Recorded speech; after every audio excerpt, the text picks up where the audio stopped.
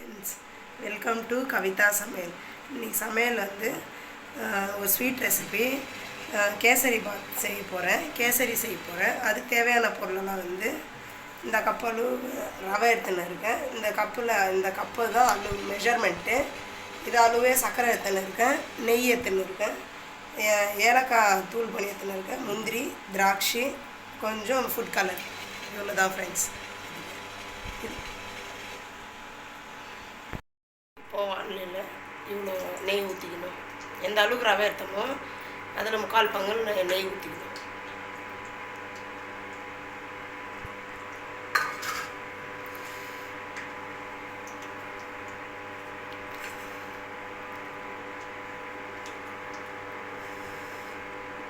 முந்திரி போட்டுடலாம். முந்திரி பருப்பு,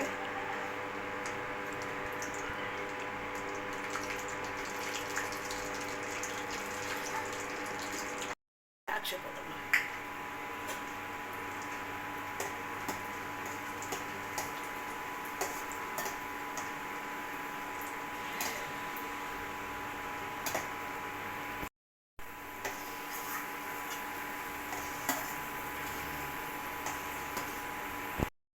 இந்த கடாயில் இது போட்டுறேன், ரவை.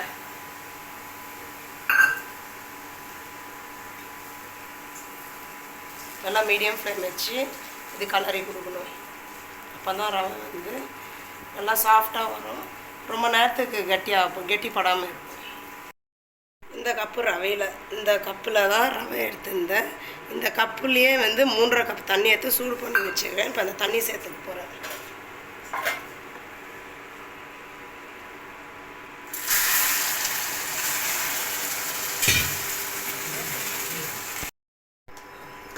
இந்த அளவுக்கு நல்லா ரவை வந்து வரட்டும். இதில் தண்ணி ஊற்றிக்கிறேன்.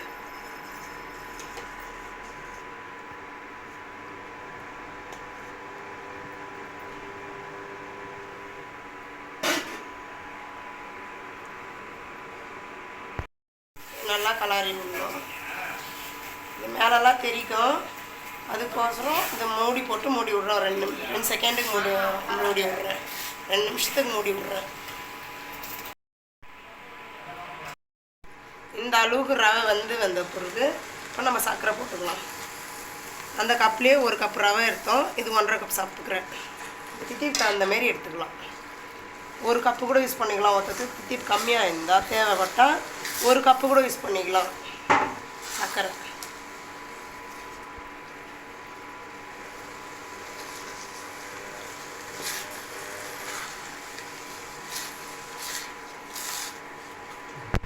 ஃபுட் கலர் சேர்த்துக்கலாம்.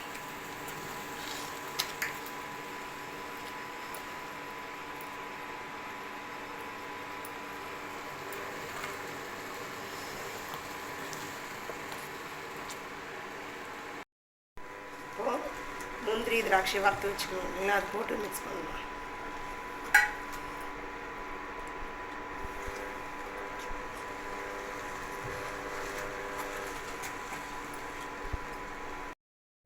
என்ன தான் நம்ம ஸ்வீட் செஞ்சாலும் சால்ட் இல்லாட்டி அது ஸ்வீட் மாதிரியே இருக்காது. அது ஒரு ஸ்டெப் பிஞ்சு நான் உப்பு போடுறேன், சால்ட் சேர்த்துக்கணும்.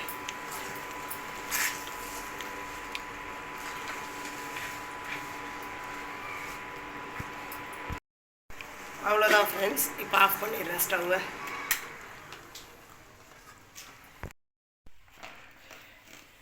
சுவையான கேசரி தயாராகிடுச்சு. இதேமாரி நீங்கள் செஞ்சு பார்த்துட்டு எப்படி இருக்குன்னு கமெண்ட் பாக்ஸில் கமெண்ட் பண்ணுங்கள் ஃப்ரெண்ட்ஸ். இந்த வீடியோ பிடிச்சிருந்துச்சின்னா லைக் பண்ணுங்கள், ஷேர் பண்ணுங்கள், சப்ஸ்கிரைப் பண்ணுங்கள் ஃப்ரெண்ட்ஸ். அவ்வளோதான்.